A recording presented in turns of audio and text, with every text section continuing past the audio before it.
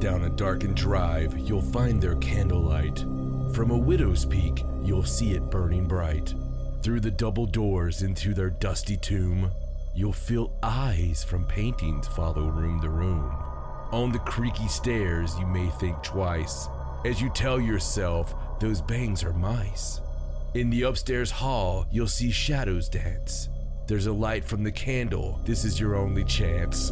You run and you cry as you curse this dark night, only to find at the end there's no candlelight. Instead, there's some headphones you put on full of fear. When suddenly it's every nightmare rolled into one that you hear. And it says, "Welcome to the Paranormal Sideshow with your host, John and Stacey Edwards of ParanormalSideshow.com. Hello and welcome to the Paranormal Sideshow. I'm your host, John Edwards, and joined as always by my lovely wife, Stacey. Hello. And we have another show. We do. It feels like we just had one. Like we just had an episode. What a weird week. It's been a few weird weeks in a row. You know, we've had like 2 weeks ago, we had the weird paranormal episode where we were being attacked by alien demons and all this kind of jazz, you know, especially the jazz. It's weird when the demons play jazz. Yes. But it's okay. It's a little soothing. Then last week, we had a terrible week with loss and death. And we talked about the sickness and we talked about that. And then, you know, this past Sunday, I had to go to the actual funeral, which was more barrels of laughs. Right. Just a really hardcore time. The only good silver lining out of that was Dead Level was together again. Just a very strange day. One of those you don't ever want to have to live through, but if you do, you know, it's you want to be able to be respectful for your friend that is gone and, you know, try to keep it together, and none of us did. So that's just how that kind of stuff goes. But this week, there's been all kinds of crazy stuff going on. Not exactly with us, but across the United States, there's been these horrible storms. Like, I don't know how often you can have storm of the century storms. Like, you ever notice they're like, it's 100-year storm. There's never going. How many can you have? I mean, do you know what I'm talking about? You always hear it on the news. Like, we haven't seen tumbleweed like that in 171 years, you know? And it's been a lot of that. It's been a whole lot of tornadic activity across the plains, across the South, and just leveling towns like Dayton, Ohio had a lot of stuff. There was even a tornado warning in New York City. Yeah, I saw that. It's just terrifying and kind of interesting at the same time. Like, like you don't want it to hit, but you kind of want to know what would happen. You really don't want it to hit, but it would be cool if everybody was in a safe place and everybody was well insured, so we could sort of see it go in between the buildings or whatever. Not that we want that to happen. Absolutely not. That would be terrible. Yes, it would. That would be horrible. I can't believe we thought of it, but shame on us. These kind of things happen sometimes when you are dark by nature. So. You know, other than that, you know, it's we did the other episode. The other episode. Yes. It's like a Dr. Dre song or something. But we did the other episode, and the other episode was to give people, your people, to give people sort of an idea of what would this crazy, you know, Realm of Shadows show that we have on our Patreon, what would that sound like? Right, because we say that it's different. Right. But we wanted you to know what that meant. Yeah, I mean, they say Arby's is different, you know, but you don't really know it's good until you eat there. And Arby's is good. It is good. Especially this new sandwich they have. This what is it? The brisket? It's some kind of brisket, but it's on the King Hawaiian. Yes, there you go. The King's Hawaiian, like the bread deal. But it's a brisket. Oh my God. Oh my God. You're making me want to get Arby's. It's so good. It is so delicious. I just can't even. And it's kind of funny. Hardee's also has a special right now on roast beefs. I haven't taken advantage of that because I'm on like a serious diet. But the Hardee's roast beef, taste wise, is actually probably my favorite regular roast beef out there. Even though Arby's is all schmancy about theirs. But just, you know, on the fast food tip, we all eat fast food. We do. Don't pretend you don't. One of my pleasures is Long John Silver's. I keep a bottle of vinegar here at the house, and I love a load of tartar sauce. I like to get 2 pieces of fish with an add a piece of fish. I like to ask for crumbs because I just love all the crunch. Don't really care for their fries. If you like Long John Silver's fries, we can't be friends, but they just come with it. And of course, hush puppies. That's more for the girls because they love the hush puppies and the corn. Puppies. But Long John's is either hit or miss. Mm-hmm. You can get a really great experience at Long John's, or you can get a paranormal experience at Long John's. It's paranormal later on the night. Right, right. We like pizza from anywhere. Absolutely. Pizza's hard to do wrong. Yeah. I mean, there's probably something good about a pizza somewhere. Right. You know, Subway, steak and cheese, please. That's what I like. With extra, what kind of sauces do I have on my steak and cheese? Chipotle. Like, I basically tell them, put the chipotle on till you can't see the meat anymore. Yeah. That's basically, and then just a few lines of that teriyaki, that chicken teriyaki sauce. Yes. Yeah, just like a hint of that, not as much. But they always look at me really strange. So, well, fast food, what is it like? What's your crave? Like, if you've got a crave and you're just going to go fast food for you, and you weren't so giving to your family, where would you go if Stacey made her own decisions? My fast food favorites, I suppose, are.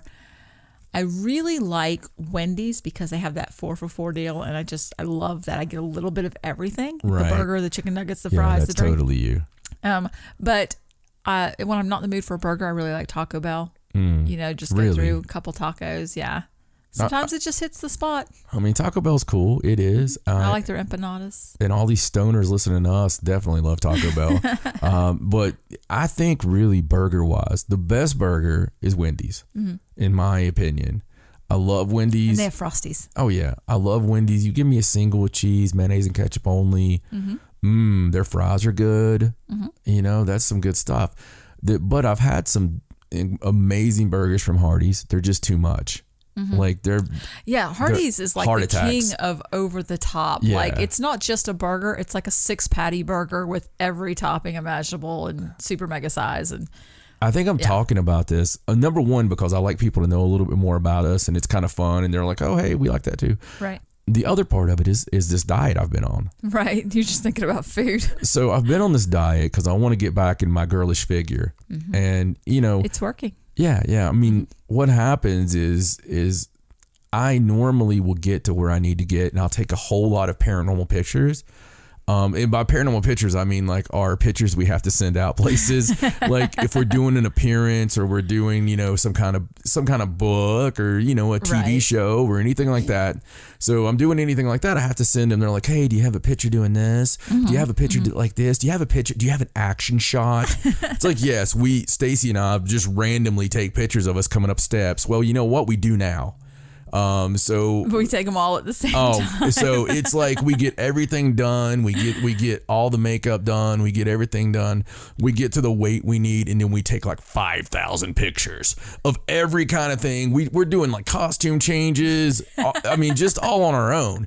And then after we're done, we're driving around town to the different locations. After we're done, we have hashtag mommy daddy time skinny love.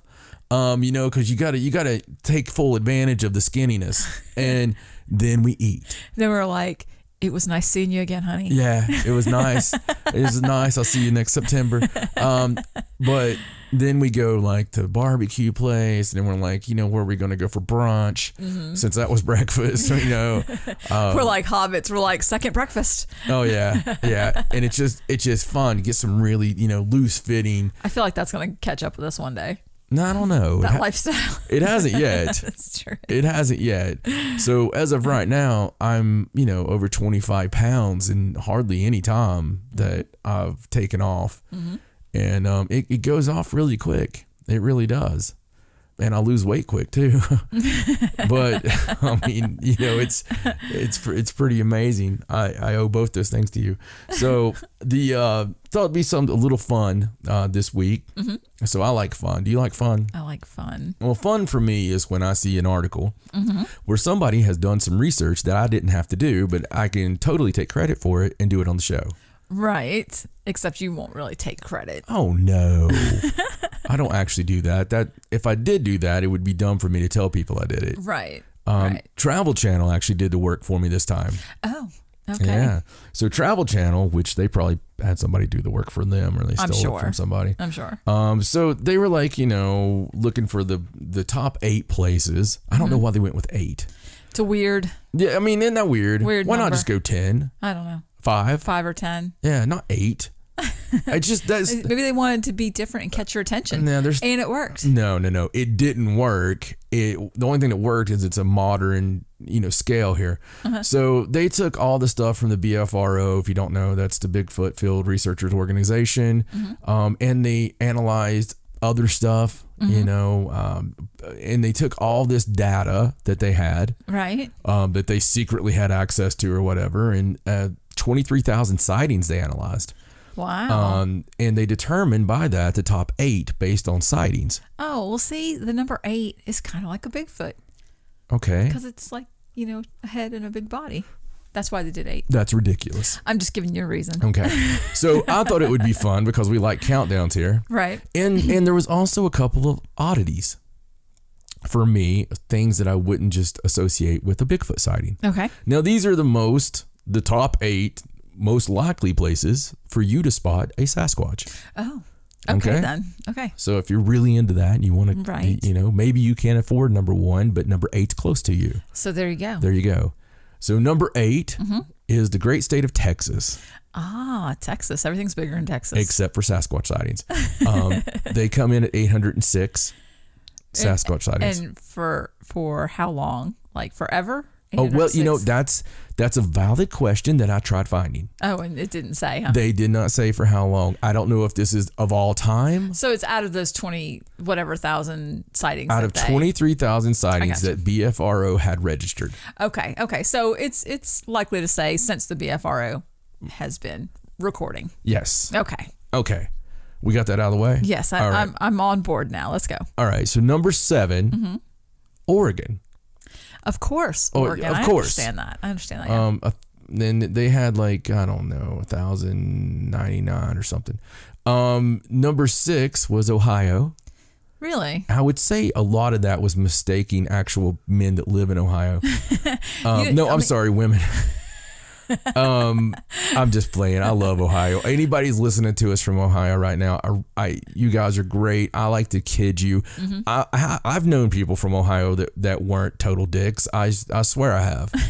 Well, once or twice. Funny thing is when you say Bigfoot or Sasquatch, you don't immediately think of Ohio. Or at least I don't. No, immediately think I think of home wreckers. I think of friends that steal money from me. I think of jealous friends whose wives try to take over things. I think of maybe we should stop thinking about Ohio. I think of wretched football teams that like to blow the knees out of my football team. Well, maybe we should go on to number 5. Is that where we're at? No, number 5. The funny thing is, there's a lot of people from Kentucky that just now go, yes. He didn't talk about us. And Australia's throwing a party. That's right. You know who else is? Brazil. Brazil's like, dude, he's left off us for a long time. No, I seriously, I kid, I joke. Number 5 is New York. New York. I guess they do have mountains. Yes. Areas where you would see and a Sasquatch. They've got the big Mystery Mountain or whatever, 1,068. Number 4.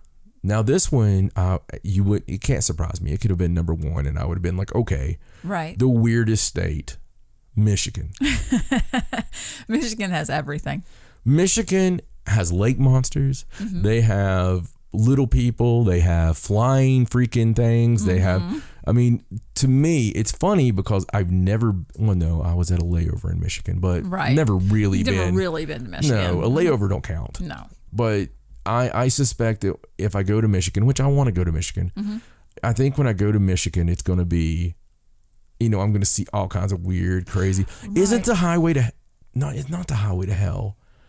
Isn't that in Michigan? There's some weird road or something Probably. I don't really know. I have such high expectations for Michigan. Like if we ever visit, I just expect to see weird stuff constantly as you drive through the state. Yeah, we need to go to a Michigan State football game.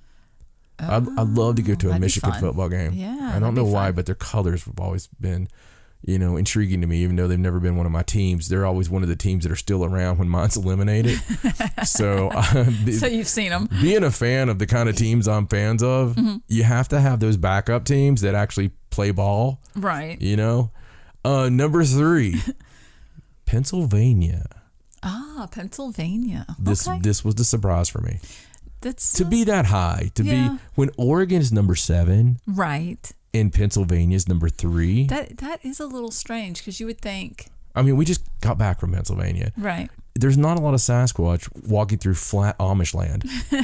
Well, Pennsylvania's a big state. Unless they have them working, right. And we just can't tell the difference. Like they got a hat on them and all this stuff. They're wearing the apron. Yeah. I'm sure that there's areas. It's Jebediah, It's a very concentrated area. Yeah. Of Bigfoot. No, they have mountains. I've had to stay over before because they got weird rules back when I still drank, but I was still on the road doing things. I remember staying there and having to go to a pizza joint to get beer. I wanted beer in my room. Right. And they didn't just sell beer in a beer store. I had to actually go to a pizza, like a Pizza Hut. And I was like, I was told I had to come here and buy beer. And they're like, and they gave it to me in a box, warm. Ew. And this was like, I guess this maybe just this town. It was so weird. It was so strange. And like, I could never really, I think it was like State College, Pennsylvania at the time, or me. I think that's where it was. It was a long time ago. I was with you. Very strange. I mean, I wasn't with you, but I was. Right. I was with you. It was during the time. Yes. Anyway, number 2, California. Really? Yes. Wow. See, I'm a little perplexed now because you only have one spot left, but I can think of 2 places that should be on that list. Yeah. Well, I hear California didn't used to be that high, but now there's a lot of actual like Yetis and everything that they're allowing in. Right. So it's California. They just let them all in. It's all mixed. It's crazy. Number 1 is a lot of scat though. Right. I hear there's a lot of scat on the streets. Yeah. Number 1 is, what do you think? It's going to be Washington. Yes, it's Washington State. Yes. Very good, Stacey. It's 2032 sightings. Wow. Yes. So what was your other one you thought should be on there? Well, I figured Maine would be on there because there's a lot of sightings in Maine. Maybe it's not more than, I guess, let me break this down for you. Anywhere else. There's probably 2,000 people that live in Maine. Well, that's true. That's true. So a lot of sightings is 3. Just the per capita. I suppose. That's a good point. If this was a per capita research, right, then Maine should have been on there. Right. Okay. That makes sense. But it's... Can I tell you something kind of interesting? It's a little off subject, but it's about states. Oh, absolutely. Yeah. So I was looking at, I was doing stuff on the website and things like that. And I was on our podcasting site and I was looking at the stats, and and it breaks it down so many per state and where geographically where people are downloading. And out of all of the downloads we have not had a single one in North Dakota. It's like the only state in the whole United States where it doesn't register a download. And I didn't know if that was because I have no idea why that is. Like, do they not have internet in North Dakota? So you're telling me that like Idaho and all these places have freaking downloads. And there's places, Montana. Yeah, and everywhere there's downloads in Montana. Yeah, Alaska and Hawaii and even other countries. Yeah. Tons of other countries. But for some reason, if you click on the United States, and maybe it was just they've been working on their stats, maybe it was just a glitch and I just happened to be on at the wrong time, but the whole state was colored in for different levels of downloads except North Dakota. Okay, listen. I thought that's weird. Ladies and gentlemen, we have a new operation because you are the street team for the Paranormal Sideshow. You guys have helped us grow to the levels we're at. We need Operation North Dakota. Okay, so if you have a second cousin who was in and out of jail quite a bunch, and then he heard about a boom up in North Dakota and he decided to take off for the oil fields, and you have a way of getting a hold of him on his most recent burner, please reach out to Hank or whatever his name is, and just ask him, hey, look, Hank, I know. Listen, I didn't have the money to bail you out. It was 10%. I didn't have it. I'm still watching your kid though, right? All right. Listen, Hank, can you please download and listen to a radio show for me? It's funny, and we promise it'll be funny. Now, here's the thing, guys. Don't let him listen to this episode, because if he gets to this part, he might not be very happy with the fact we just outed him for, leaving his family to go up to the oil fields. So anyway, if you do have this person, just be a friend, because I want it all colored in. That really bothers me now. So yeah, it kind of bothered me a little bit. Yeah. I kind of want to drive to North Dakota and just download the show one time and then come home. Yeah, tell them that it helps prevent pipelines or something. And, like maybe we should name an episode like Pipeline Prevention. Pipeline Water Conservation episode. and I don't know what triggers people in North Dakota. I don't know. That's the problem, I think. The how to find an overnight oil boom town, or how to find love in a boom town. There you are. Yes. So something like that. I'm gonna make a title that's like 20 triggers for North Dakota. And See if it works. Then I'm gonna pay money for Facebook, and I'm gonna put everything into North Dakota. I'm gonna do like a $200 ad for 24 hours for the everything in North Dakota. Singles in North Dakota, trans in North Dakota, lesbians North Dakota. I'm gonna market it to everyone in North Dakota. Okay. Animal haters, animal lovers, animal breeders, people that breed with animals, just everything I can come up with. Right. North Dakota. That really is there not a paranormal team there?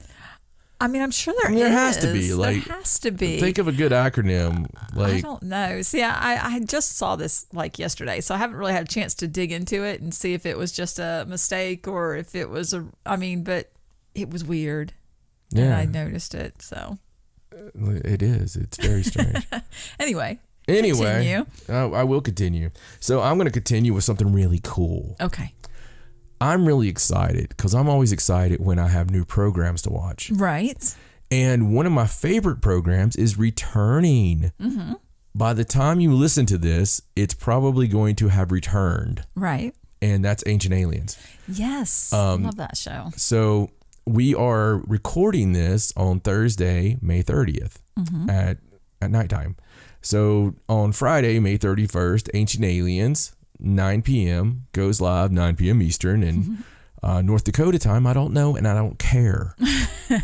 And following Ancient Aliens, brand new season, brand new episode. Ancient Aliens, by the way, celebrating 10 years. Wow. Celebrating 10 years. That's crazy. It is.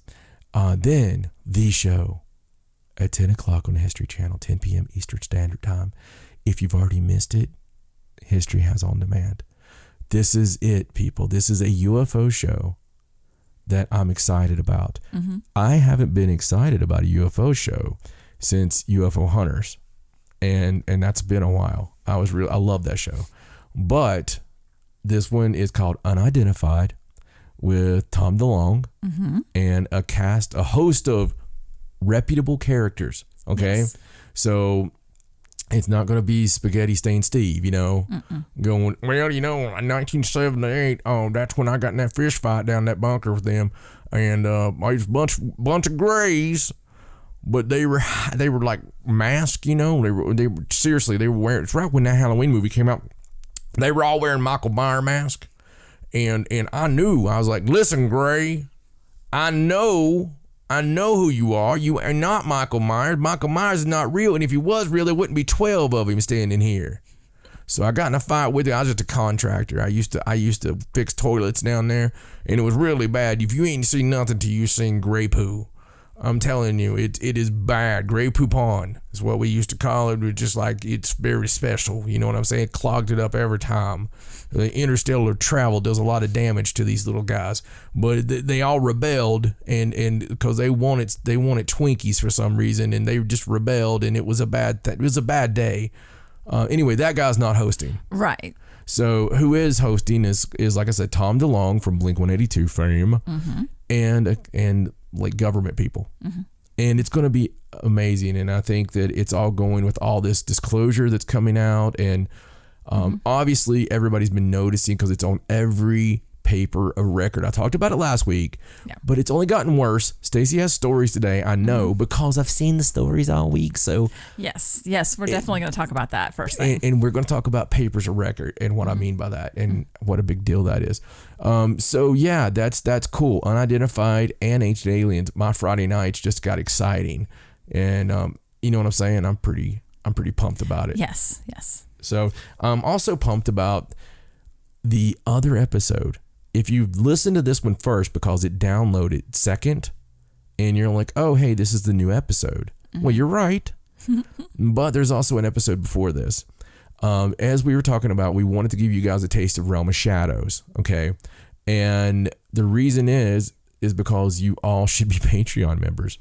That way that way we can get Stacey's new leg. And you're going to cut off my old leg? Well, there's nothing really wrong with your old leg, but it's very important to me that I get her a new leg. And we're not going to put it on right away, but I do want it in bed with her. And that way we can actually have it warm, unlike her normal leg. And when I'm like, hey, baby, she can throw the fake rubber leg across me. And you'll think I'm super silky shaved all the time. Oh yeah. It'll actually help everything. It's kind of like having a new teddy bear for me. But I'm just like, oh baby, did you do that for me? Oh wow, you didn't even go out today.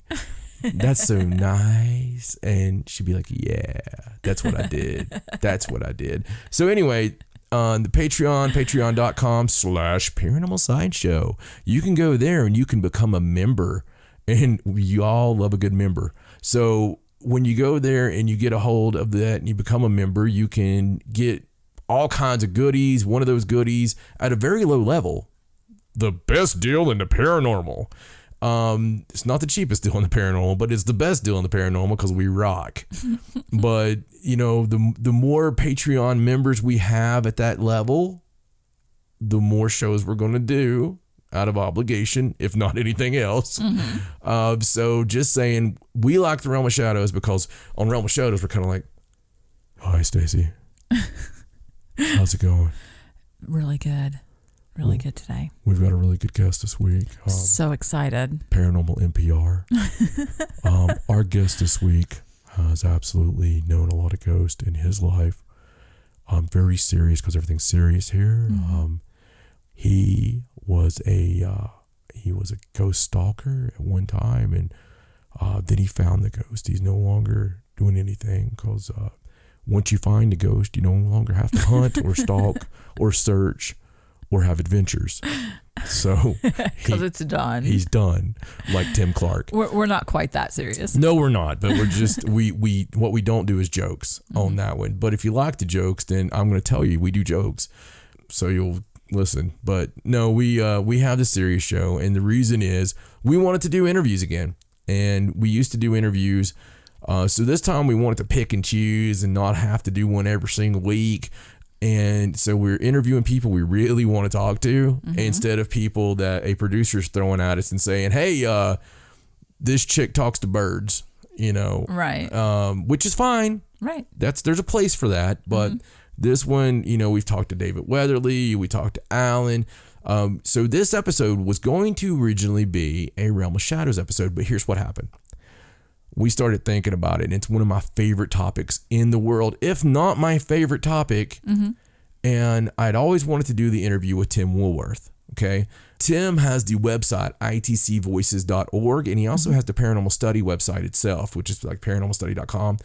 But the itcvoices.org has been around since like 2010, and I really got into ghost boxes in like late 09, really got into it in 2010. Got addicted to it in 2010 and honestly never really turned away from that. So we had a conversation with Tim and we went deep. We went origins of Ghost Box. He throws theories at us. He throws history at us. And we asked him some pretty insightful questions about different processes and stuff. Let me tell you, this is 90 minutes roundabout of one of the greatest interviews I've ever done in the paranormal as far as a paranormal discussion. Right. And he even put some of his own personal experiences in there, which are amazing, and gave some tips for people that want to use, their own devices. Because we wanted, this is what really spawned this. Jeff Carter was, starting a team. And, I remember what that felt like back eons ago. So he has become one of my good friends, one of our good friends, and, longtime listener of the show. And when we communicate, it's no longer just as like listener to host, it's friends. Right. But he's starting a team, which it inspires me that he's inspired to do that. So one of the questions was about spirit boxes and stuff. And I told him what we use and what he should probably get. Anyway, that got me thinking like, well, I bet there's a lot of people out there who may be no more than a novice using the spirit box. I bet, it would be good just to have an expert on to talk about the different types of boxes and how fast do we listen to it at? What should we do at daytime as opposed to nighttime? What boxes to use? What's the origin? What are we actually hearing? Who are we listening to? There's a lot of questions out there, and there's actually a lot of research to go with these questions, and we tackle all that. Now, this is going to be free to all of you. This is on the episode before this episode. So it'll be episode 82 of the Paranormal Sideshow. Right. Has the Realm of Shadows episode, but I am going to also upload it as a Realm of Shadows, a third Realm of Shadows episode. I'm just going to make it free on Patreon. So anybody that goes by Patreon can also hear it as an example of what the show sounds like. Yeah. So you could get it either place. So please let us know if you're just a listener of the Sideshow. Please let us know what you think. Let us know if it's something you really like, if it's something you want more of, even if it's something you would like more of on the Sideshow. I won't rule out the fact of us doing an interview every so often and just a straight up interview. So anyway, we had a lot of fun with it. We wanted to bring you guys sort of a treat and have you 2 episodes this week. But speaking of treats, it's time for Stacey Edwards and some paranormal news. She's the GOAT of paranormal news, traveling the globe to find you the stories you didn't know you needed to hear, and the stories she knows you'll never forget. It's time for Stacey Edwards and paranormal news. All right, so let's get to the news. Okay, so we are going to start with the UFO thing that we were talking about in the beginning. Is it a UFO though? It's a UAP. Yeah. It's new named. And what would now. those people be? They'd be U-apologists. Yes. As we determined in our Just had to bring it back up. Sorry. other episode. Well, you pointed out that it was interesting how many important newspapers were starting to report on this UFO phenomenon. Right. And so I've grabbed a couple of these interviews here, and the one that really stood out was done by the New York Times. And when the article came out, the headline said, wow, what is that? Navy pilots report unexplained flying objects. Right. So everybody was like, oh my gosh, this is a New York Times article, not one of their side papers, not one of their, post articles. It was in the New York Times. So I do want to say, first of all, that this is not a new UFO sighting. What they're reporting on is one of the sightings that was first talked about when the whole Pentagon thing first came out, back at the end of 2017. Right. What makes this story so groundbreaking is that they've gotten the pilots to go on the record. It is an interview with like 5 of the pilots. 2 of them gave their names, and they officially went on the record with what happened. They talk about it in detail. And so the New York Times did this whole other article specifically on the record. Wow. So, but I do want to talk about this other story first. And this is a story from the Washington Post, which is another, big paper. So I'll just let you guys know. You can look it up yourself online. When I talk about the papers of record, it's a legit term. Okay, and it goes with their circulation, their time they've been around, their reputation, right? All this good stuff. So we have 2 papers of record in the United States. So when something hits one of those papers of record, it's really a big deal. The New York Times is one of them, and the Washington Post is the other. Yes, and they're probably the ones that have been around the longest. Yeah. Yes. Well, this Washington Post article was what they call a perspective piece. It was a journalist that was writing about something from his perspective, kind of like an opinion piece, but just from his perspective. And the headline on his article says UFOs exist and everyone needs to adjust to that fact. That is his headline. So very just groundbreaking right there, even with just the headline that they let go through. And the article is very interesting. I'm going to link to it. And he talks about, how there's been this shift in the way this has been treated, and how he goes back and talks about how back in December 2017, the New York Times did the story about the Advanced Aerospace Threat Identification Program and the Pentagon and how they did it blew up. Yeah. Everybody talks about absolutely. it. And that was the first time the U.S. government acknowledged that there had been such a program. Yeah. So then he goes on to talk about how then, last November we had the interstellar object and how it was interesting that even genuine astrophysicists were publishing papers suggesting that was artificial. Right. And that wasn't being just laughed off. Like that was legitimate scientists talking about that. And so then he talks about the New York Times article that just came out, and I think it was this past Monday, where they were doing another story, and it's the same reporters that did the story before, but how they broke new ground by getting the pilots to go on record about this particular incident. And if you recall, I don't know if you recall, it's been quite some time, it was the reports of the men that were on the Roosevelt. It was not the Tic Tac one. Like there was a couple of different ones. And there was 2 different videos that they had caught of these odd objects that were flying around and anywhere from Florida to Virginia, like all up and down the coast. They would see these things repeatedly. And I think we talked about it one time because in the video, people were criticizing them because they were all excited about catching it. You remember they were like, yeah, and I said you would absolutely be excited. It's preposterous for people to, I don't care what they think. It's human nature. Like, oh my God, we're seeing something defy gravity. Exactly. Exactly. So 2 of the pilots that went on the record, one of them, his name is Lieutenant Graves, and the other one is Lieutenant Aucoin. And they spoke on the record to the Times. And it says that 3 other pilots also spoke to them, but they didn't want to be named. Like they didn't want their names to be on the record.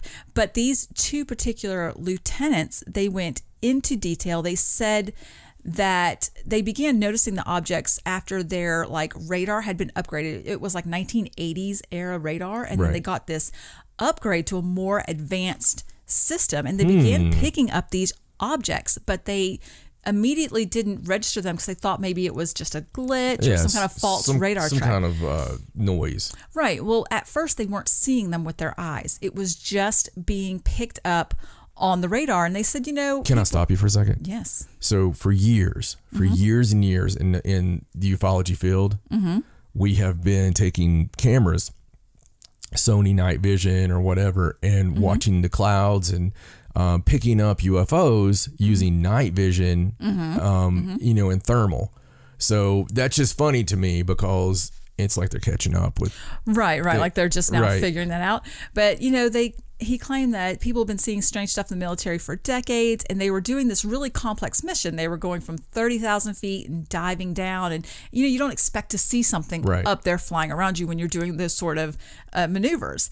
And the Lieutenant Aucoin said he interacted twice with the objects, and the first time he picked it up on his radar, and he set his plane to fly with it, fly along with it. And he said he could not see it with his eyes. It didn't get picked up on his camera, but he could see it on his radar. He knew it was there. And so like a cloaking device. Right. And So both of those lieutenants had these same experiences, and they had no idea. And at first they started speculating that maybe it was part of some kind of classified drone program, something very advanced, something very secretive that they shouldn't have known. But then they started seeing them after some time. Really? And in late 2014, Lieutenant Graves said he was back at the base in Virginia Beach. I hate to interrupt you again. Can I ask you a question? Yes. So they originally on their equipment, they couldn't see them. They were flying with them. They could pick them up on the radar, but they couldn't see them. So after a time period of playing around with these things multiple times, I'm supposing, they actually gained the ability to see them?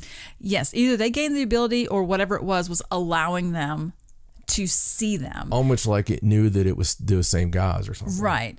And he said that, Lieutenant Graves said he was back at the base and he encountered one of his squadron mates that just came back with this really weird look on his face. And he said, I almost hit one of those things. Wow. And the pilot and the wingmen were flying in tandem, and something flew right between them, right past the cockpit, and it looked to the pilot like a sphere encasing a cube. Right. So he saw it physically with his head, and he said it spooked him so much that they filed an aviation flight safety report. And because it was a near miss, they decided, this can't be some kind of classified drone program, because they would have known they would have been up there. Right. They wouldn't have flown so close to the planes, and they wouldn't have made it a safety issue. Right. But what was even more strange is that when they finally got it on video, they could see that the objects were accelerating to hypersonic speed, making sudden stops, instantaneous turns, and sometimes beyond the physical limits of a human crew. Yeah. And even Lieutenant Graves said, speed isn't what kills you, it's the stopping or the accelerating. People can't do that. Yeah, I mean, the G-force alone would rip your insides they would make your insides your outsides. Even the planes we have now, they have to be, take precautions and be careful with what they do, and you still get sick, and that's, stopping that quick and turning, that's insane. Right. And, Lieutenant Graves said that, we have helicopters that can hover and aircraft that can fly at 30,000 feet and right at the surface, but if you combine all that into one vehicle with no jet engine and no exhaust plume, that's just not something that we have. No. And when you ask them what they thought that the objects were, they won't speculate on that. They won't say, look, we're here to do our job. We want to do it the best we can. We're reporting what we saw, but we're not going to say. They've been ordered there. Right. They're not going to. One of them said they're not going to make up myths or speculate. They just are saying what they saw. So this continually happened. And in March 2015, the Roosevelt left the coast of Florida and headed to the Persian Gulf. They ended up going to Iraq and Syria and doing missions. And after they left, the incidents tapered off. Oh. Like it just like they stopped lost happening. their friends. Right. So it's a really interesting article that the New York Times has done. And these two lieutenants are in that show, the Unidentified show. Wow. So I'm sure that there's going to be more information, and you'll get to see the pictures. Probably. Yeah. And you'll get to see them telling the story. Like you'll get to see them saying it and see the looks on their face and probably get a feel about, if they're telling the truth or not. I'm sure they are. Listen. So what kind of gamble are you taking? You're a lieutenant in the military, and you're taking the chance of being laughed out of the military. You're taking a chance of never having a career afterwards. A lot of these guys will go on to very respected careers in Congress or whatever, and you're kind of giving all that away because your opponent could always laugh at you about it or whatever, because there's such a stigma, and that stigma has been washing away. It's been going away. A couple notes. I always make notes when we're talking, and the first thing I'll talk about is I think a lot of the acceptance, I would like to thank and give thanks to the internet itself. I believe that YouTube, was the best thing in the world as far as getting disclosure out there, because we had a centralized place that all the sightings that we had with our camera phones and all these things, like technology has been the reason that this is coming out. Right. We didn't all used to have a video camera in our hands at all times. Right. So now we do. Everybody basically on Earth has a video camera within reach, okay? And you always have it, and then you can share it at the click of a button. Now, I know some of the younger listeners are like, yeah, but if you go back just to the 90s, that was a pipe dream. You can never, I mean, there are people, me being one of them, who would have loved to been able to play a song in my band, record it, and then upload it to the internet. So and people could see it? So people could see it, and a million people could see it in no time. Well, right. And like you said, you know, back then, if you saw something, you didn't just tell people because you didn't know if other people had ever seen what you've seen. Well, I mean, yeah. I mean, they get teased. I mean, look at my mom. Right. You know, see, with the internet, you can clearly see that you're not the only one. Yeah. I mean, that's happened to. You know, because your family's going to, you know, say certain things or whatever. But I really think that all these YouTube channels that would take all the sightings, put them in one place, you know,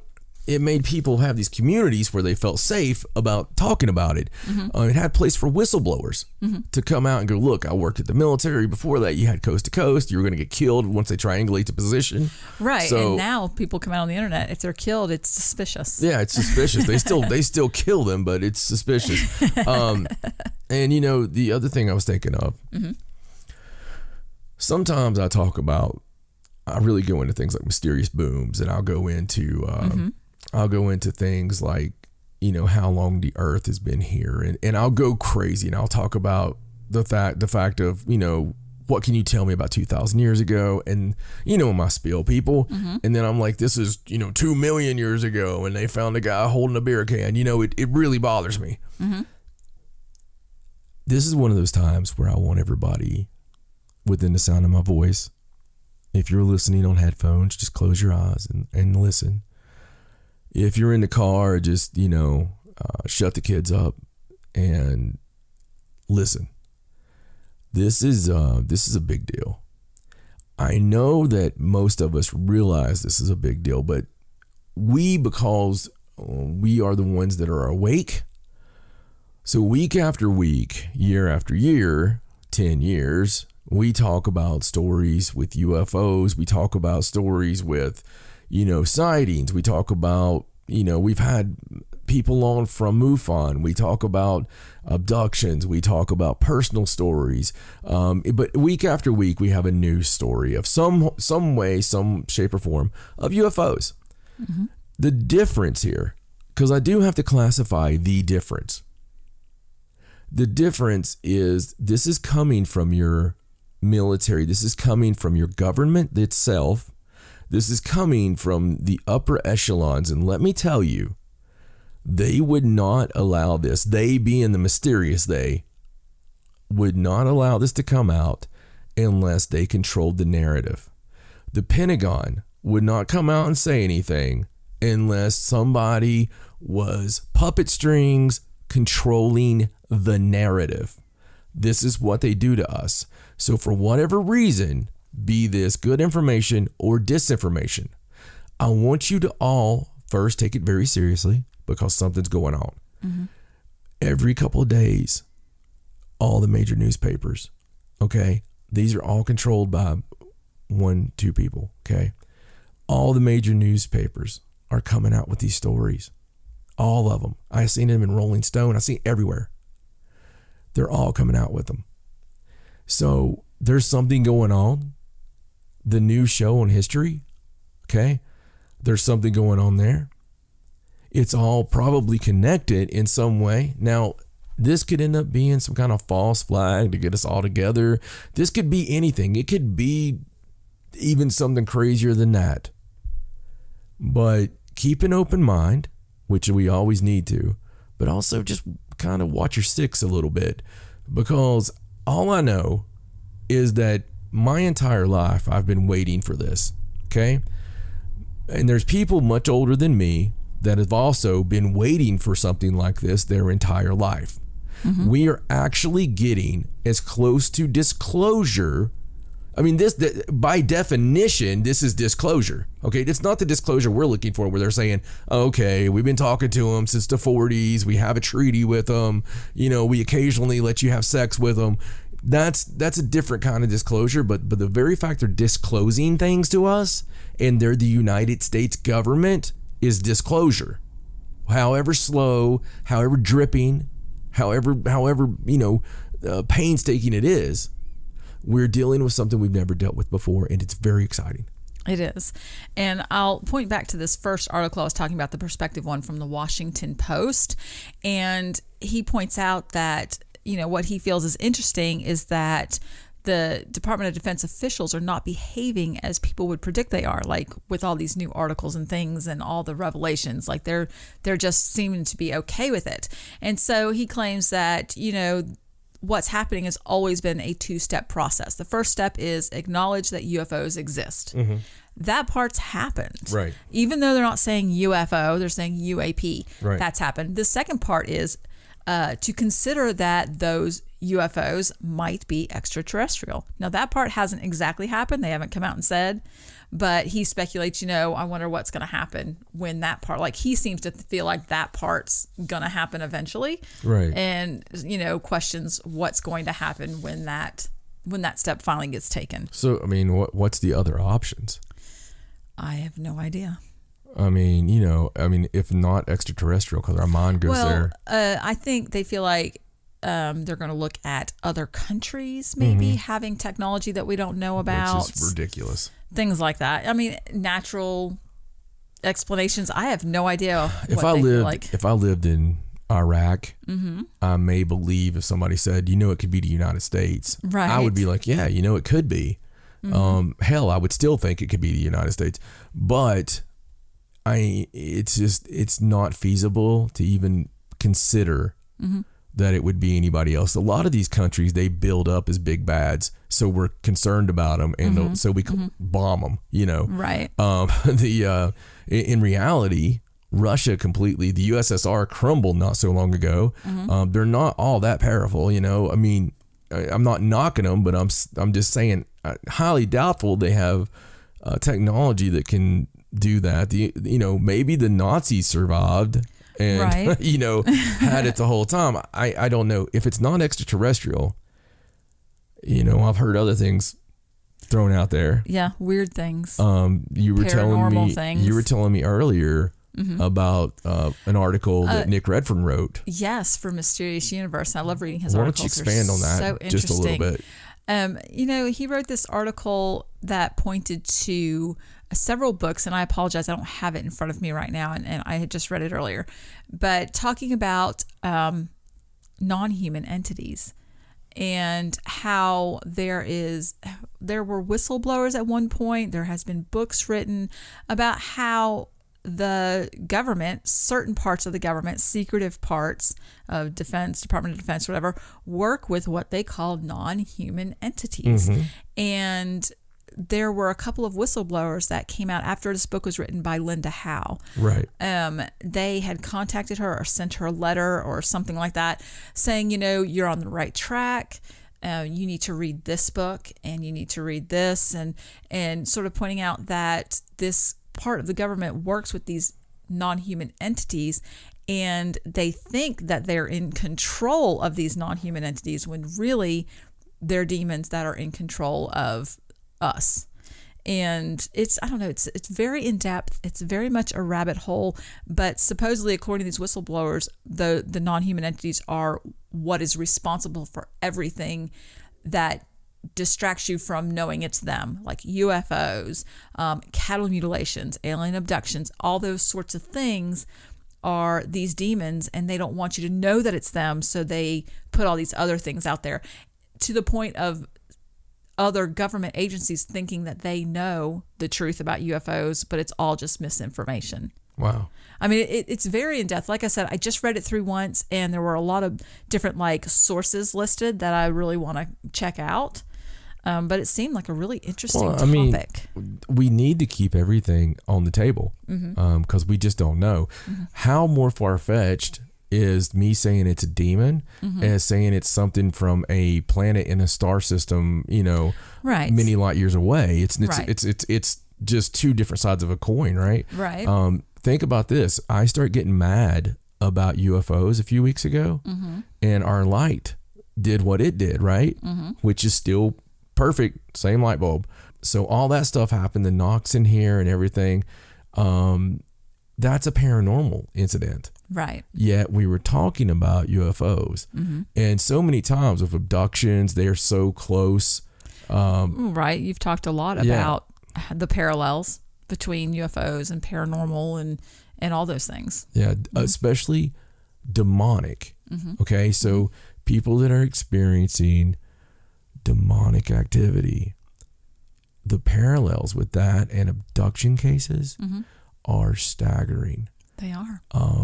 It's very, you can go down the line and, so I'm not saying, because that's a whole, like you said, that's a rabbit hole. It is. We like to present information and perspectives and this viewpoint and that viewpoint without really, we don't want to control that narrative for you because we're not the government, but we do like to present everything that we find and hear. And I also believe that you don't read something unless you're meant to.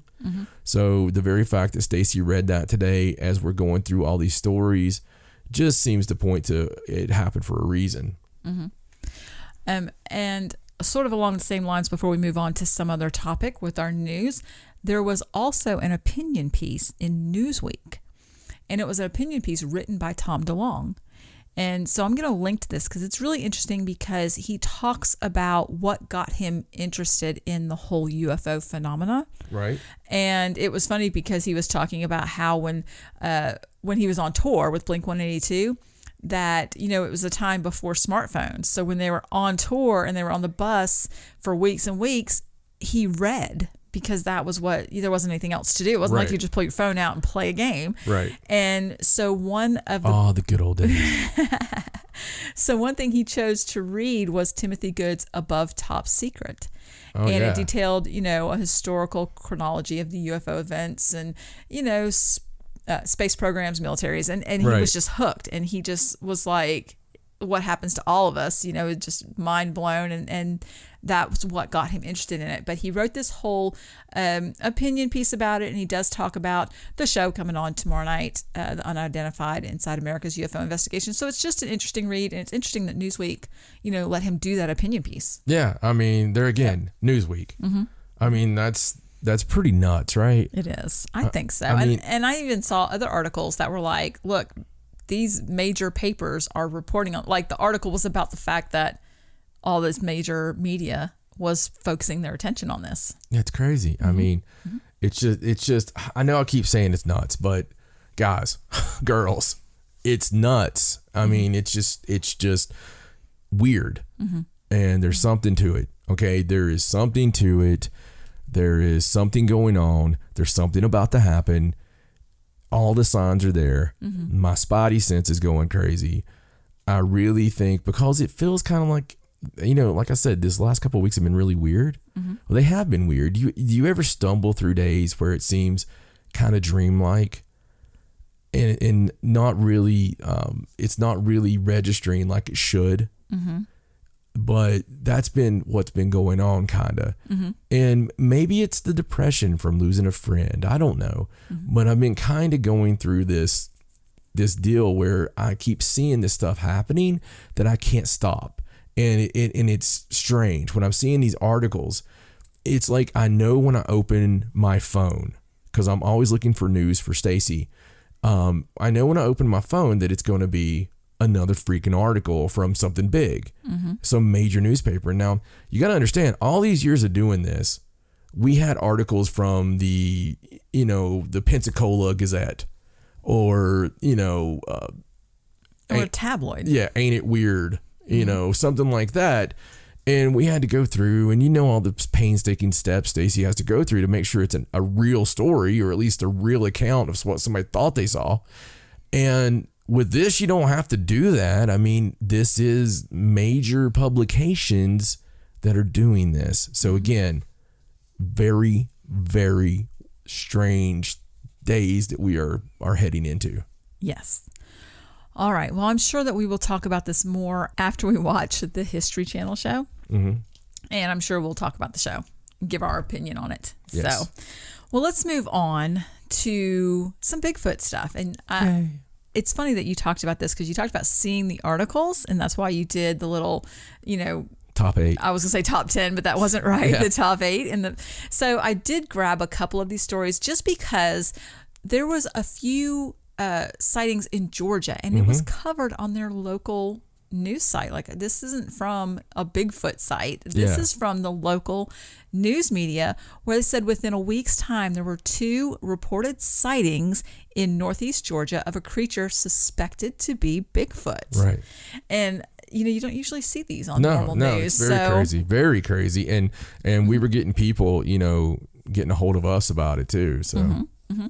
So the first sighting was someone driving along, and he said he hit his brakes when he saw what he described as a very dark 7 to 8 foot tall, hairy, 2-legged creature with a pointed head.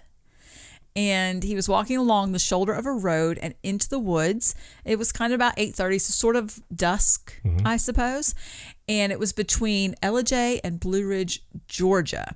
And he said that his arms were very long, and it walked with the arms extended from its sides. And when the guy pulled over, skidding on the gravel, and he waited to see if it would continue on and walk like through the woods, he never saw it again. Like, it just disappeared into the woods. Right. So along with that, another sighting came up. Somebody else called in to say, look, I saw something almost exactly like that. And he said that on Memorial Day, he saw in Rabun County near Clayton on his way to work, he saw a black/gray looking Bigfoot figure. It was walking through a field early in the morning, and it knelt down at a branch where there are like trout and things like that. And he got out of his truck to try and get a better view, and the creature saw him and went back into the woods. And he said he wasn't a believer in Bigfoot before that. Like, he thought it was silly. Yeah. And now, he's more of a believer because he saw it there, trying to get trout. Yeah, I would hope he'd be more of a believer. It was freaking Scully, And he said the first man with the first sighting, he said that even his wife doesn't believe him, but he knows it wasn't a bear. It was walking straight up like a human and long arms swinging back and forth like a monkey. Yeah. So he knows what he saw.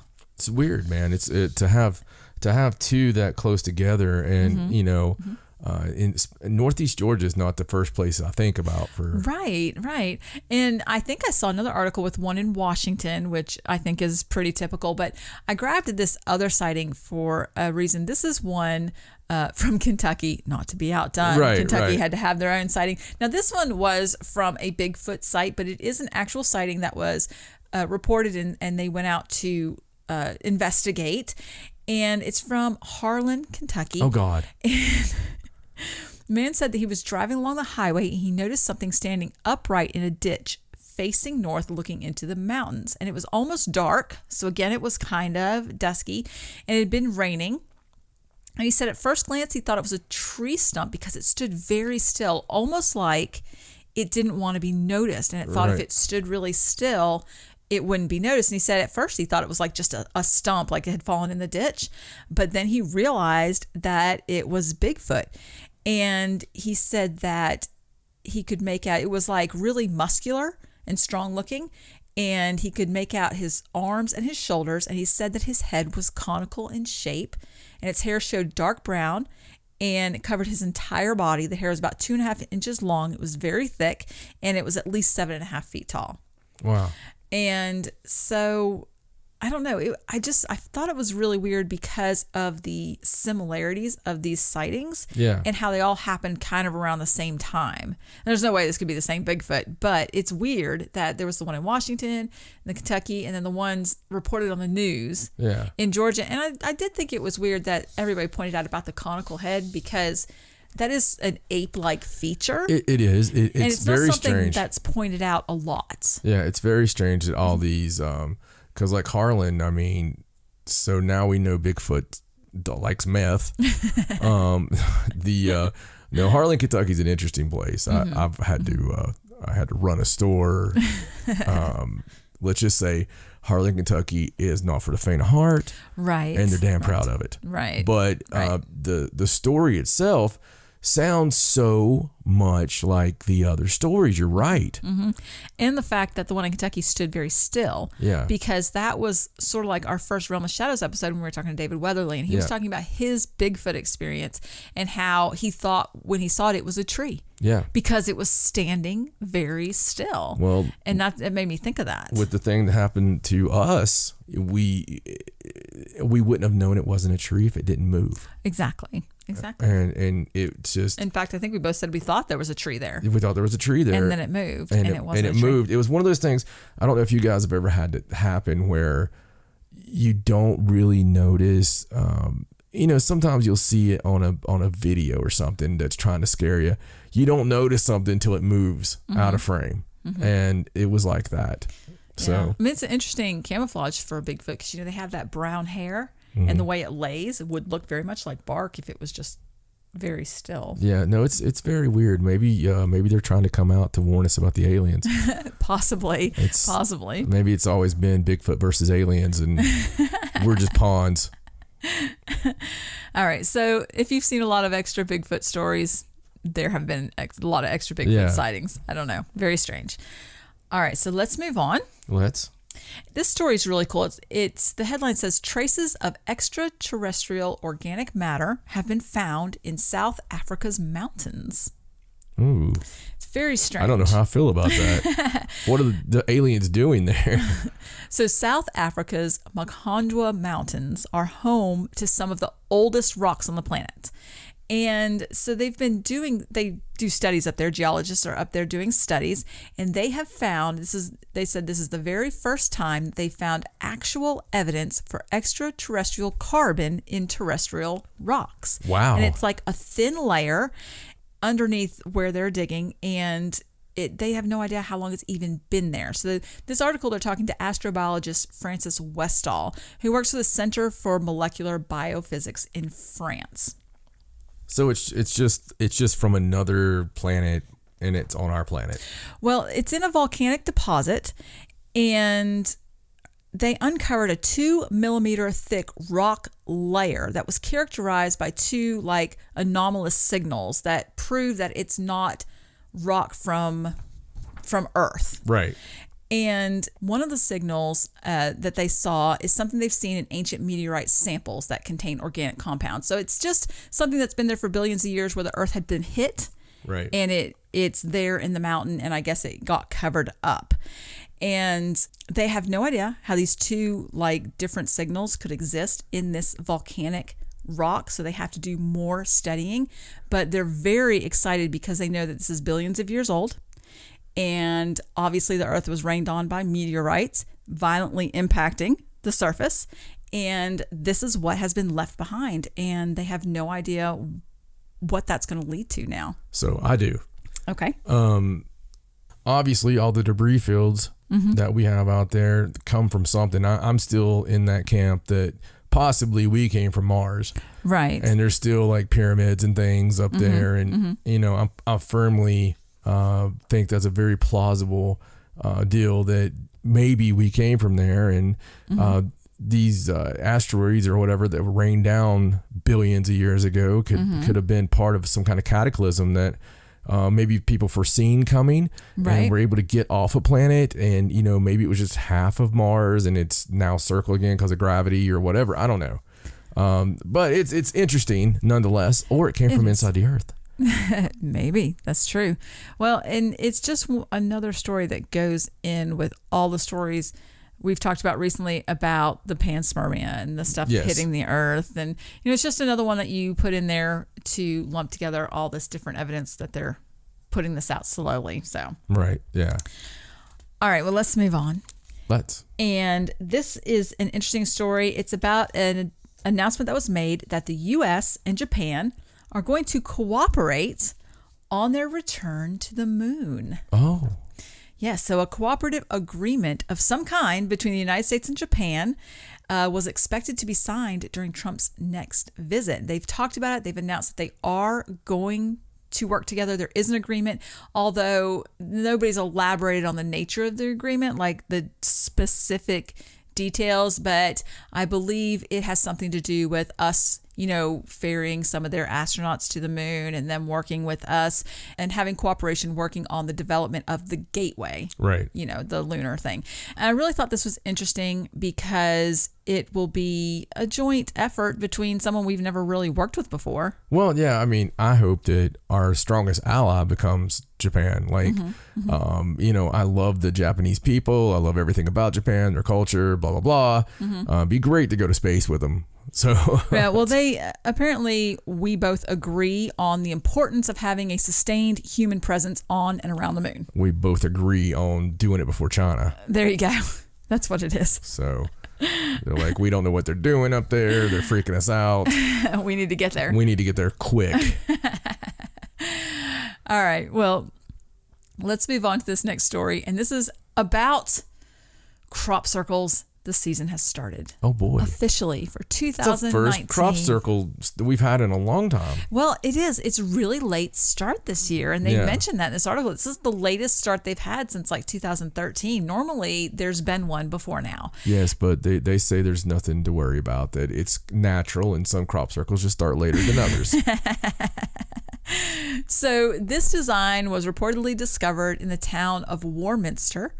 And it's a very basic design. It's not super intricate. It's like a circle, and then it has a circle around it with other two little circles around there. And it's just very, simple, but there is drone footage. And I'm not sure if somebody's gone out to investigate it yet, but it's very cool looking. You have to look at all the drone footage of it. But official crop circle season has started. And I will, again, like I do every year, post the link to Crop Circle Connector, which is where you go to see all of those footages and information. And that's where they do the investigations, the measurements, the drone footage, all that. And they put it all up on the one site. So cool. All right. So let's talk about a discovery. Ooh. And this is about how Storm Hannah uncovered a mysterious sunken forest that was buried under peat and sand for 4,500 years. Wow, no, that's a hell of a headline. It's a mysterious prehistoric forest. It's like petrified wood. It's just the stumps, not like entire trees. That's really cool, though. Mm-hmm. It has risen again on a Welsh beach thanks to Storm Hannah. So it's a collection of ancient tree stumps, and it's been buried underwater and sand for more than 4,500 years. Wow. And so people, now that it's coming back up, are connecting it to this ancient legend about this sunken civilization. But it's really thought that the trees belong to the ancient forest of Borth. Oh, wow. Isn't that cool? It really is. And it stretched for 2 to 3 miles along the shore in Wales. And the area is believed to have been a town surrounded by fertile land for farming and protected by floodgates. And an ancient legend dictates that the land was drowned when a priestess called Mererid neglected her duties at the fairy well when she was in charge of and allowed it to overflow. So it's like this really cool, ancient legend. And this particular petrified forest, it's been partially uncovered before, but never to this extent. Like when you look at the pictures, it's amazing. You just see where I wonder all what they can the find trees like were. in there, there's got to be some, maybe some old vegetation, some even some fossil records that would be amazing that's stuck in there somewhere. That's really cool. And to go and make that legend even pop out a little bit too, Right. that's awesome. Everything in Wales is either, all the Celtic, all the magic, all the, good Lord. Well, the area is often referred to as the Atlantis of Wales, and various archaeological discoveries have been made, including fossilized human and animal footprints. So I'm sure why it's uncovered, they're probably really going to get in there and look around. But there's a legend that some locals say that they can still hear the bells of the drowned church on a quiet day. Oh, man. Listen, man, I got it. I'm dying. I really got to get a little English cottage somewhere. And so this past week, I read this article, and Brian Johnson, AC/DC, right? He interviewed Robert Plant, and when it was some kind of deal for one of the stations or one of the TV shows, Right. you know, where they're just like blah blah blah. Well, they were out at this countryside where Robert Plant, you know, was like, oh yeah, you know, I used to, in between, you know, tours and albums, I would come out here because it was all the hubbub, you know, it was nonstop for them because It was like going off the grid. well, yeah, because they were the biggest icons in the world. Right. And, you know, so he took his family and he bought this like, you know, English like cottage or whatever out in this beautiful, and there's ruins there. If you could just imagine the rolling hills and the ancient forest and I love the woods there. the brooks and the springs, and he had all that, and he had this like castle ruins and all this stuff there, and honestly, just hearing about it was amazing, but seeing it was amazing too. And Brian was talking, he was like, oh, there's the Stairway to Heaven or something like that. So there's a lot of speculation that maybe the Stairway to Heaven, which is arguably the greatest song of all time, was inspired by this place. But I, you know, not that I haven't always wanted to be in a English countryside, Right. but that just made it all the more, you know, for me, like I would like to go anywhere, you know, like where my DNA leads me, go up to where the Norse were, you know, go up to Northern Ireland or go to anywhere that's, you know, got like the beautiful forest and the beautiful tree. I mean, the beautiful grass, the beautiful, you know, water. And it's just, it's like we're supposed to be there. I know. Well, the thing I liked about that story so much is you're actually seeing something that hasn't been seen for thousands of years. I mean, that must be an amazing feeling just to, you know, touch it and see it, knowing that it's been hidden for that long. Yeah. I don't know. That's just amazing. Yeah, it really is. It really is. And I agree with you. All right. Well, while we're talking about discoveries, let's talk about this really interesting discovery of some kindergartners who discovered a mysterious 5,500-year-old burial mound in France. Well, that's weird. So it says a bunch of preschoolers stumbled on an incredible discovery, and this happened back in 2006. Now, they've been working on this place since 2006, and this article is about what they've discovered. But back in 2006, a group of kids stumbled across ancient human remains in their playground, in their kindergarten playground in the town of Saint Laurent Medoc in southwest France. And so since then, they've been unearthing a complex burial mound that contained the remains of multiple individuals and their last worldly belongings. Like, it's a huge burial mound. And what is so strange about it is it couldn't be dated to one definitive time period. It had been used as a place of burial by numerous groups of people over a period of like 2,000 years. People just kept coming back there and burying their dead. It's some kind of PowerPoint. Right. And they said that we now know people were actually coming back to the site and burying their bodies in there again and again from the Neolithic to the Iron Age. Oh my God. And so they're looking at remains from around 3600 BCE all the way to 1250 BCE. And they said at first glance, the burial mound appeared to belong to people of what they called the Beaker culture, which was a dominant culture that spread out across much of Europe from the dawn of the Bronze Age to about 600 BCE. And they know this because of some of the distinctive pottery and some arrowheads and things like that that were found at the site. However, when they started looking at the skeletal remains using like radiocarbon dating and things like that, they showed that the skeletons dated across numerous cultures between that huge time period. And they were also found to have come from elsewhere in Europe. Like, they weren't all local. So one individual, for example, appears to have been born in a much colder climate like the Pyrenees Mountains in the south. But a lot of them had a very local signature, but there were some that were definitely brought there from other places. And they have absolutely no idea why this particular place remained this hub of funerary activities, like why people would trek there and continually do their burial practices in this one area. They said it's really unusual because it's not really obvious. It's not a prestigious place, and there's nothing special around it, no ruins or anything like that. And then they go and build this kindergarten on it. Yeah, no, I want to do some readings out there. Take a tri-field meter out there. Just really do some research, do some EVP out there. My God. Yeah. I mean, it's obviously a PowerPoint. It's obviously been something throughout time, and it was at one point something very important. Very important. Yeah. Listen, there wasn't internet or TV or newspapers, and so to come from that long, I mean, that's not how it worked. I mean, somebody died, you throw them out in the yard. I mean, that's just not how it worked. Right. And yeah, we might have gave some respect to them, but okay, we threw them in the yard and threw some stones on them. I mean. It's not like that. So that's very amazing. And I bet you that it wanted to be found, and it was able to penetrate because of being the kindergartners, being the kids, and being able to do whatever kind of Vulcan mind meld. I could only picture the little kids running and playing tag or something, and some kid tripping over like an arm. Yeah. I mean, I don't know how that What happened. about the part of the story where all the kids have died now? Since it's been that long. They left that out, yeah. Or there's some kind of warning there when they turn 18, which would be this year. They're all possessed. Yeah. It's I'd like to know, like, where are the kids now?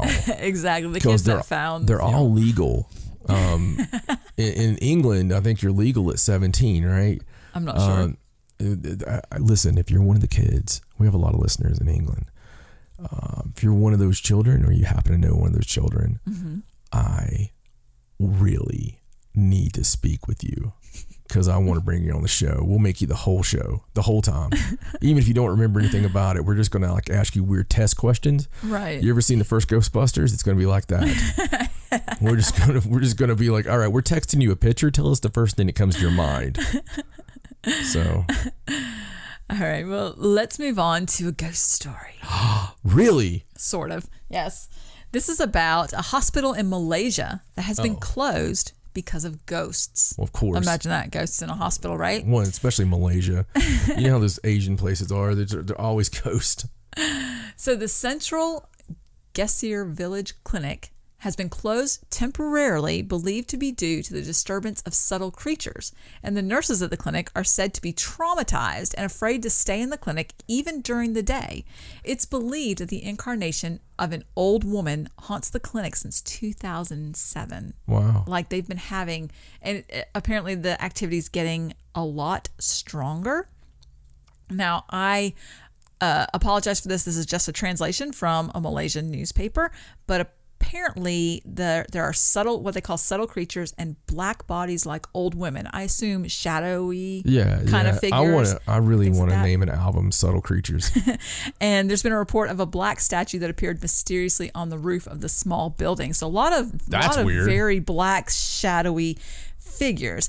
And so it was haunted so bad that a nurse that worked there went on their Facebook page and started chronicling events that this person knew happened. And they call it mystical phenomena, mean attacks on the staff and patients. So like in 2007, a nurse saw strange black essence. And it talked about in 2009 how they heard strange sounds and started detecting strange smells. Saw an object that changed into an old woman. Another apparition that was described as a creature with a black face that they saw off and on. They saw, of course, he talked about the black statue on the roof. And witnesses also included children of the hospital visitors who claimed to see an old black woman in the bathroom. Wow. And patients who reported seeing apparitions and asking to be sent to other hospitals because they were terrified, like other clinics. And then the letter also describes how eventually grains like yellow rice began to appear daily. And even though like they were everywhere, on the floor, in the bathroom, everywhere, and the janitors kept cleaning them up, but it kept popping up. And there was no explanation for it. And many times it said that the nurses in the clinic would suddenly run out and scream for help. And there's a workshop really close by. And they spoke to a mechanic that worked in this workshop and said that during the day, the nurses would just like come running out of the clinic screaming, and then they would sit outside. They wouldn't go back inside. So they feel like that to the hospital administration, to kind of appease the nurses and patients, they closed the hospital. They're doing cleansing rituals. They had part of the roof removed and replaced, and they are they say taking this opportunity to upgrade some of the things in the hospital, but according to a lot of people that work there, that place is seriously haunted. Yeah, nothing's gonna fix that. No, I don't think so. Well, I mean, it is a clinic and people die there. You're going to have to expect some level. Now, that does sound pretty hardcore, and I don't really understand the rice thing. That's weird. It's probably some Malaysian thing. I mean, Maybe.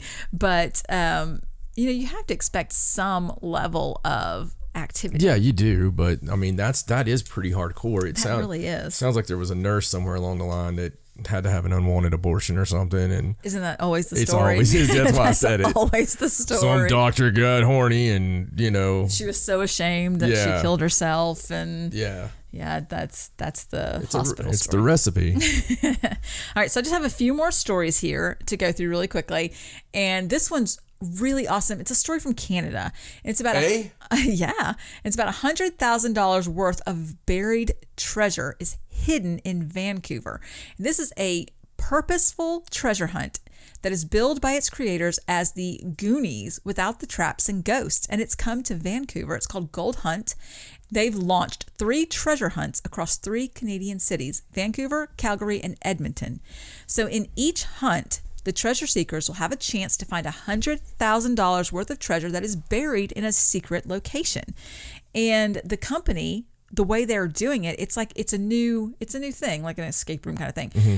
They set it up with the cities to make sure that everything they were doing was legal. Then they sold maps and a series of 5 clues online that will be released at exactly the same time on June 1st. Wow. So the maps are sold individually for $25 and in a package with clues for $45. Whenever at 12:01 a.m. on June 1st, everybody gets the release of the maps and the clues, whatever you paid for. And then you are a treasure seeker, and you have to, and they guarantee that it's not something that's going to be really easy. Like it's going to be Indiana Jones type stuff. Like really, you really have to figure it out with the clues and the treasure hunts. And there is a buried chest, and it says the buried chest will contain a proof of purchase entitling the finder to $100,000 and will contain some gold and silver coins, just not the full amount. Yeah. Like it's like finding a real treasure. And the company is looking to expand the idea nationally. This is sort of just like a beta test run, but eventually they want to give away $1 million worth of gold and silver coins over the next 3 years, and they want this to be like the new next adventure thing that people do. Oh, yeah. Which sounds awesome. Now, unfortunately for this, you have to be a Canadian citizen to participate in this particular treasure hunt, and you have what's to that be all about? of age. But what a great idea! They claim that it's almost like getting the experience of Goonies in real life, or like an Indiana Jones style adventure. I want to do it with the traps. Well, I'm hoping that somebody posts, like after it's all said and done, somebody posts like the map maybe and the clues so you could kind of see what it's like. They're hoping that maybe the idea catches on. They did ask what happened if people could look for it without the map and the clues, and they said they could, but it'd be very unlikely that they would find it. And that it's not just going to be, like I said, something really easy. It's really going to be a challenge. Right. No, it's awesome though. It sounds great. Amazing. Yeah, it sounds amazing. And what a way, because you know that they're going to make their money back. Oh, dude, I want to do that so bad. Isn't that cool? Yeah. I hope somebody in America catches on the idea, and starts doing it. I want to do that so bad. That would be so much fun. It would be, to be a real treasure hunt where then that there's absolutely real treasure out there. It's not maybe there's treasure. Especially like where you get to use your brains, Yeah. Because everybody fancies themselves a little bit more clever than other people, so it's really your chance to test your mettle. And especially if it's, logical or something, you really have to figure out and teamwork. Oh, and I know like you. that. You already think you got it. Like you're already like, I get it. No, I don't know about that. So, all right. So let's go into this next story. This is not a paranormal story, but it is very weird, and I've never heard of it before. And it's about a crazy raccoon dog that is terrorizing villagers in the UK. So there's a report that police were called to Clareborough in Nottinghamshire this week after some residents were subjected to a 2-hour standoff with this strange-looking animal. And there is a picture, and it is a strange-looking animal. It's called a raccoon dog. Now, it's not a raccoon. It is not a dog. It looks like a big raccoon, the size of a dog, but it's more like a fox. It's a real animal. So, I had to Google it. 2-hour standoff. I mean, was there hostages involved? Was there negotiations? It was trying to eat their pet goat, I guess. I don't know. It said that they were... All right, look. Give me one night with the goat, and I need a plane that's filled with, nuts and trash. Well, they said that it took them 2 hours to chase it away. It was very angry, and if you look at the picture, it looks really shaking pissed its off. little fist. Yeah, and then it returned moments later and confronted a dog walker. And so I don't know how that turned out, but the police have warned local residents to be vigilant until they can catch it. And supposedly 2 of these raccoon dogs went missing from a nearby enclosure on May 28th. Somebody keeps them? Apparently somebody keeps them. I don't know why. They're weird. They're like an animal from Mid-East Asia. Yeah. And they're about 9 or 10 pounds. They're colored like a raccoon, but they're kind of like foxes. And I don't think they're supposed to be normally this aggressive. They are not pets. They're aggressive. Right. Do they have any redeeming qualities? Do they pollinate, I mean, according to this article, they sound like they need to be eradicated. They did not give any, redeeming qualities for these particular animals. I think they do produce, I want to say wool, like a wool-like substance, like their fur. You can shave them and harvest it, sort of like a goat, like you would do with a goat. Really weird. Yeah, so maybe it's like having alpacas. Maybe like you just have like the knockoff of, you don't want sheep, so you're going to have raccoon dogs. I want raccoon dog milk. If they're, I don't know if you can milk them. I don't know. You can try. If they're if they're that aggressive, do you want to shave it? Really? You know what? I've shaved some pretty aggressive things. This one might have been rabbit or something, because they said it was hissing and screaming and snarling and going absolutely mad. Like I said in the picture, it looks seriously pissed off. It's probably one of the nice ones. I thought it was not a real thing when I first saw it. I actually had to look this up. Yeah. A raccoon dog. Yeah, no, it's just... It's terrifying. Yeah, no, it's stupid. It's terrifying. So I hope they catch it, or both of them. Yeah. Before it eats something. All right, so last story. And this is about a fire safety campaign that officials in Oregon are doing. And they have decided that Bigfoot is their new face of fire safety. Instead of Smokey? No more Smokey the Bear in Oregon. So no it's like more Smokey the Sasquatch? No, it's really ingenious. There are a lot of different images and things. You can buy stickers and things like that, but you can get the images for your computer and things like that. They have these really cute sayings on them. Things like leave only footprints and don't let wildfire be the one that got away. I did see one where it said put your campfires out, and there's like a shadowy Bigfoot like pouring water on a campfire, because Bigfoot lives in the woods. Right. He doesn't want you to burn them down. No, I got you. So, I like to leave only footprints. Yes. They're really very cute. And it's an ingenious little campaign. People are very interested in Bigfoot now anyway, obviously. So that is their new fire safety campaign, and the little posters are adorable. So I'll link to that. You have to go check it out. Yeah, go Oregon. I mean, even though you're only number 7, we get it, Oregon, but Washington's going to be like, wait a minute. Yeah. No, I mean, that's cool. I mean, especially since, like you said, the Bigfoot sightings are picking up because they're getting ready to, go to war with the aliens. Maybe Smokey the Bear is just like a distant cousin of the Bigfoot. Smokey the Bear is going to be really upset. He is. I mean, that's an institution. That's just not right. Thank you for all the news. You're welcome. All right, well, there you go. It was another, episode this week, another bunch of crazy. Mm-hmm. I hope that you've got your fill of crazy, and I'm sure by the time we have the show next week that there's going to be like 14 news stories about all these crazy people coming, forward with the alien love and whatever. And there's God only knows they're going to land on the White House lawn. I remember when we started Haunted South and I started doing the news, how much trouble I had always finding stories to cover that were paranormally themed. Like it was more difficult. That's why we had to start doing the countdown. Yeah, and back in 2010. We had the interview because the news was a very short snippet. Yeah.